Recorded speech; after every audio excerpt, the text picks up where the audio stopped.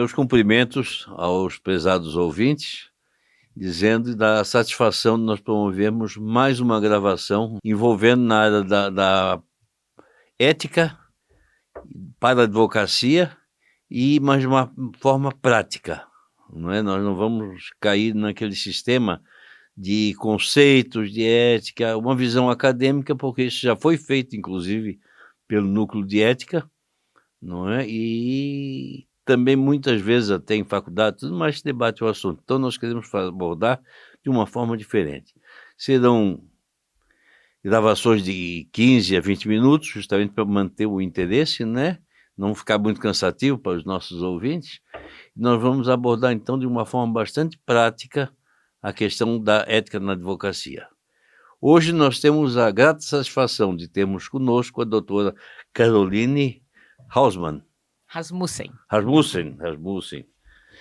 A doutora Caroline Rasmussen é secretária-geral adjunta e corregedora-geral do Tribunal de Ética e Disciplina da OAB.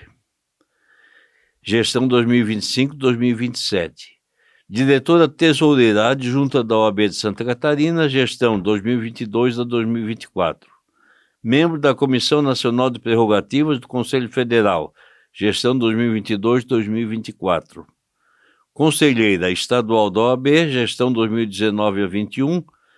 Presidente da Comissão de Prerrogativas e Defesa de Honorários da OAB, o que é muito importante, entre julho de 2017 e julho de 2021. Membro do Instituto dos Advogados de Santa Catarina. Doutora Caroline, seus cumprimentos iniciais aos nossos ouvintes. Obrigada, doutor Ricardo. Boa tarde. É uma honra e um prazer estar aqui no ESACast para falar dessa forma prática, dessa abordagem dinâmica sobre algo que nos é tão caro e que nos é tão relevante, que é o nosso Código de Ética e Disciplina. Obrigado. Vamos começando então já de uma maneira bastante prática, doutora Caroline.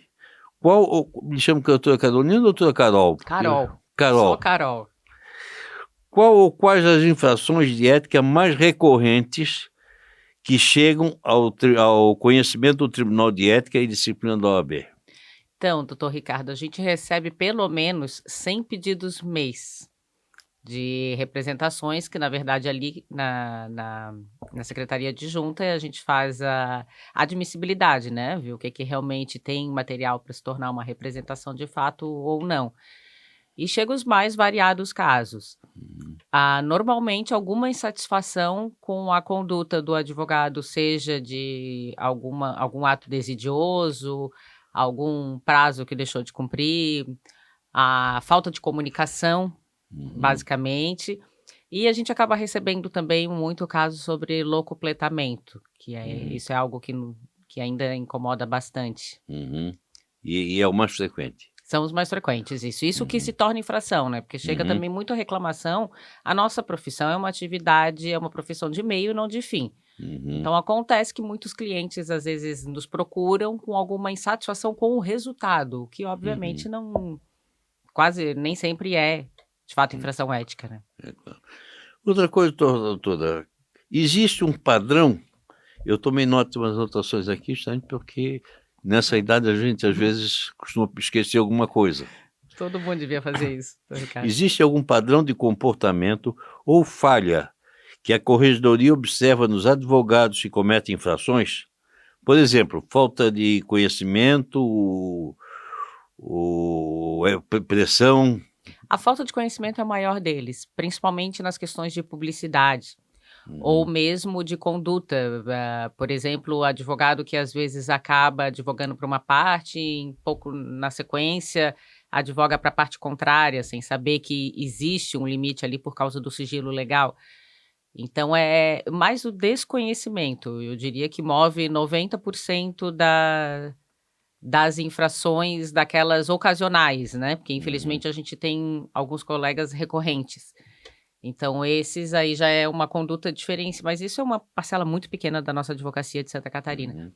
Então a grande maioria é falta de informação do advogado, de como proceder de forma ética e até como se precaver para não levantar uma conduta dúbia perante o cliente, e muita falta de comunicação entre advogado e cliente, que é o que acaba deixando o cliente mais insatisfeito.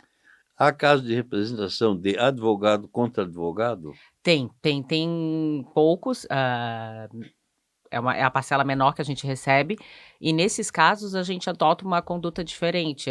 Obrigatoriamente a gente faz uma audiência de conciliação. O presidente Mandela sempre diz que já passou essa época, a gente não tem que advogado brigar contra advogado. Então a gente sempre chama os colegas para conciliarem. Normalmente são questões de honorários, questões de subestabelecimento, e nós temos um êxito muito grande nessas audiências de conciliação. Dificilmente a representação segue em frente. Grande parte resolve ali com o pedido de desculpas, é feita pelo nosso setor ali de ética e disciplina também, com advogados experientes, e eles têm feito um excelente trabalho nesse sentido. A maioria delas a gente consegue conciliar ali, e o representante, no caso, desiste, ou a gente consegue algum acordo, a gente ainda tem o TAC, quando é o caso, mas essas audiências conciliatórias é a nossa prioridade, assim, fazer a conciliação entre os colegas. Perfeito. E, doutora, quais as infrações que, embora menos frequentes, a senhora considera as mais graves em termos de impacto e na reputação da advocacia e na confiança do público? Acho que a prática de crime infamante, né, que até no nosso código, no nosso estatuto, é passível com a pena de exclusão de imediato, e isso, felizmente, chega muito, muito pouco, ou acaba chegando só depois de trânsito em julgado, ou crimes sérios, que a gente tem esse conceito de crime infamante, é um pouco subjetivo. Então, para nós, a gente considera infamante para a advocacia justamente tudo que possa abalar essa confiança da sociedade na advocacia. A gente justamente evitar aquela frase do tipo, mas advogado é assim, não dá para confiar em advogado. As piadinhas. Então, quando tem esses crimes, a gente acaba agindo com bastante rigor, dependendo do caso, inclusive até com uma suspensão cautelar. Poderia me dar algum exemplo de algum crime difamante que tenha chegado ao Tribunal de Ética? Esse ano nós ainda não recebemos. Eu recordo de quando eu era conselheira ainda, da gente fazer alguma suspensão cautelar, que foi um caso até de grande divulgação, que um advogado assassinou a facadas uma colega advogada, ele era do Paraná, ela era daqui, ficou com o corpo alguns dias, mentiu para os vizinhos, chegou a comprar gelo para manter o corpo. Lá em Balneário Camboriú, e aquilo teve uma repercussão muito grande. Então, principalmente quando há uma repercussão grande na sociedade, a OAB tem o poder, dever de agir de ofício e com rapidez. Nesse caso, ele foi suspenso de imediato. E também algum caso em que o colega acabe detido por alguma razão. A gente até suspende, ainda que às vezes como suspeito, a gente até suspende para evitar prejuízos ao cliente, né? Quando é o único advogado da causa, para que não saia uma intimação e o cliente acabe prejudicado. Mas são casos bem raros. Sim. São casos raros, felizmente. Em relação à publicidade, doutora, quais são os equívocos mais comuns que os advogados cometem e que resultam em infrações éticas? E como o advogado pode se promover de forma ética e eficaz? Hoje, com certeza, a rede social é o mais frequente, os famosos posts no Instagram, principalmente. Isso a gente recebe praticamente diariamente. Antes, é claro, de se tornar uma infração fiscal, uma infração ética, desculpa, a gente é encaminhado para a nossa fiscalização, que faz uma abordagem mais pedagógica. Ela entra em contato com o advogado, instrui, diz, olha, esse tipo de publicação, colocando contato, colocando nos procure, não é de acordo com os nossos preceitos éticos, eu preciso que você retire essa publicação do ar. O advogado, se vai lá, se desculpa, retira, fica isso mesmo, a gente arquiva o procedimento e tudo certo. Ela só vai à frente, se torna infração mesmo no caso da reiterada conduta ou quando o advogado se nega a retirar. E só que é uma batalha ingrata, vamos dizer, que se num dia a gente retira 2, aparecem 6 até o final do dia.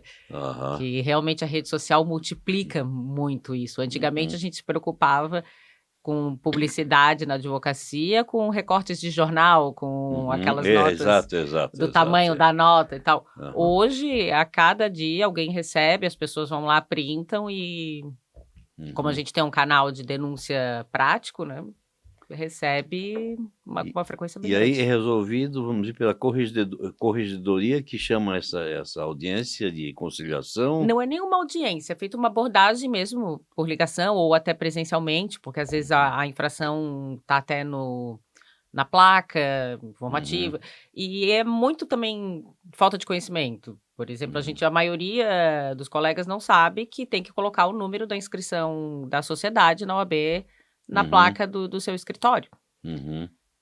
Então, um caso desse, a gente vai ligar e vai dizer, olha, você tem que colocar e tal, em 30 dias você consegue fazer isso, consegue normalizar? Ok, vou fazer. A gente vai lá, olha, tá 30 dias, tá ok? Tá tudo de acordo com o preceito ético, a gente arquiva ali e não... Mas isso é controlado pela corregedoria? Pela fiscalização. A gente tem um setor específico pela fiscalização. Não chega a corregedoria? Quando a fiscalização não resolve... Aí sim. Aí eles encaminham para mim, onde dali a gente abre o processo de representação. Daí mesmo. Na visão da corregedoria, quais são as principais medidas preventivas que um advogado pode adotar para evitar cometer infração? O conhecimento até agora, acho que na pergunta anterior eu acabei não respondendo, como é que ele pode fazer isso de forma legal? Principalmente em rede social, de forma do caráter informativo. A gente tem 3 conceitos subjetivos que o advogado sempre deve observar, que é a não habitualidade, a seriedade e a discrição. Então, quando perguntam para mim assim, Carol, eu posso fazer algo no TikTok? Eu falei, pode. Pode usar TikTok, pode usar Instagram, pode usar YouTube, pode usar o que você quiser, desde que seja de uma forma discreta, não habitual, e dentro do preceito ético, assim, você não pode simplesmente ir lá notificar um resultado e dizer, nós somos o melhor escritório da área civil de Florianópolis, mas você pode, por exemplo, comentar um julgado, você pode publicar um artigo de sua autoria, você pode comentar alguma notícia, isso tudo de forma legal. Posso entrar em contato de canais, às vezes até vamos usar o exemplo aqui de um podcast. Posso dar uma entrevista? Pode, desde que não seja todo dia, desde que não seja habitual e desde que seja sempre em caráter informativo. E há uma vasta, a gente costuma, às vezes, na ESA também, a gente dá o curso de marketing e publicidade na advocacia, tem uma gama de formas que dá para fazer de forma legal e que, inclusive, passa bem mais credibilidade do que, às vezes, uma comunicação infeliz, um post de resultado ou um post com o cliente, que às vezes expõe até o cliente e não alcança o objetivo. Em caso de um processo ético, qual a melhor postura do advogado diante da corregedoria? Esgotar a defesa. A gente dá várias chances de defesa. A primeira, antes mesmo de se tornar uma representação, antes de vir concluso para mim, que é o primeiro passo de uma representação ética, a gente intima para esclarecimento prévio. E esse esclarecimento prévio é o que me ajuda, em 90% dos casos, a arquivar de plano. Porque senão eu tenho só a palavra do representante. E se a gente fica na dúvida, eu falei assim, então vamos abrir para apurar. E às vezes, até em casos graves, onde o representante acusa de falta de prestação de contas na transferência de um alvará, por exemplo, que é algo suspeito, e se o advogado vem, faz um esclarecimento prévio bonitinho, traz ali todos os documentos, de lá, nem se torna representação ética, de lá a gente já arquiva liminarmente e é uma dor de cabeça bem menor. Hoje, o que a maioria dos advogados aguarda? Espera chegar na fase de defesa prévia, onde a representação já foi instaurada, e aí ela é baixada para a subseção, ou aqui para nossas câmaras de instrução na capital, para fazer a instrução, e aí ele é intimado para defesa prévia, sendo que nem precisaria, em muitas vezes dos casos, chegar... Evitaria uma dor de cabeça. Evitar, ou deixa para fazer a defesa, até sustentação oral, só no conselho, que já é instância recursal, sendo que o nosso Tribunal de Ética trabalha super bem também, e lá também a possibilidade de sustentação oral. Eu acho que quanto mais bem feita for a defesa, e para isso, se um conselho eu posso dar não faça a sua defesa. Contrata um colega... Pede para um amigo fazer, mas não faça a sua defesa ética.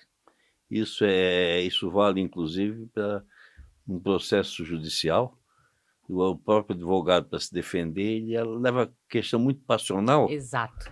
e acaba... E na ética, acho que é pior ainda, porque tem a ver com a sua credibilidade, né? A sua carreira. Exatamente. Então, é o conselho que eu daria. Doutora Carol, qual a mensagem final que a senhora gostaria de deixar para os advogados sobre a relevância da ética para o exercício da profissão e para a credibilidade da advocacia perante a sociedade? Então, eu fui presidente da Comissão de Prerrogativas muito tempo, né? E desde aquela época, eu já dizia que a gente defender a ética é uma forma de valorizar a advocacia, é a principal forma de defender a prerrogativa do advogado.